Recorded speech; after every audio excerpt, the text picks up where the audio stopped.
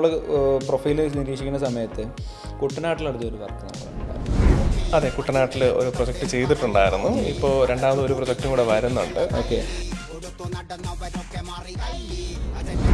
Normally പുറത്തു നിന്ന് ആരും അവിടെ പ്രൊജക്റ്റ് എടുക്കാറില്ല, ആ നാട്ടുകാർ തന്നെയാണ് ചെയ്യുന്നത്. എനിക്ക് തോന്നി അത് എങ്ങനെ ഈ ചതുപ്പൊക്കെ നിറഞ്ഞ ഒരു സ്പോട്ടിൽ എങ്ങനെ നിങ്ങൾ ആ വീട് പണിത്? ചതുപ്പല്ല അവിടുത്തെ ബുദ്ധിമുട്ട്, നമുക്ക് സാധനങ്ങൾ എത്തിക്കാനാണ് പാട്, ഒന്നാമത്തെ കാര്യം. പിന്നെ അവിടെ ഭൂമി താഴ്ന്നുകൊണ്ടിരിക്കുകയാണ്. ഇന്ന് നമ്മൾ നിർമ്മിക്കുന്ന വീട് ഒരു 5 കൊല്ലം കഴിയുമ്പോൾ ഒരടി താഴുകയാണ് അവിടെ.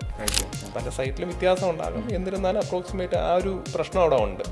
സോ നമുക്ക് ലോങ് ടൈമിലേക്ക് തിങ്ക് ചെയ്തിട്ട് വേണം അവിടെ ഒരു ഡിസൈൻ നമ്മൾ കൊണ്ടുവരാൻ. അത് മാത്രമല്ല, അവിടുത്തെ പ്രകൃതി സൗന്ദര്യം അത് ചെറിയൊരു കാര്യമുണ്ട്. അല്ല, അപ്പോൾ അവിടത്തേക്ക് എങ്ങനെ ഈ സാധനങ്ങൾ എത്തിച്ചെന്നുള്ളതാണ്. ഒരു ഫാമിലി അവിടെ ജീവിക്കുന്നുണ്ടെങ്കിൽ എന്തായാലും സാധനം വന്നേ പറ്റും. ഓക്കെ, മനസ്സിലായി. വള്ളത്തിലാണ് സാധനം കൊണ്ടുപോയിക്കൊണ്ടിരുന്നത് അവിടെ.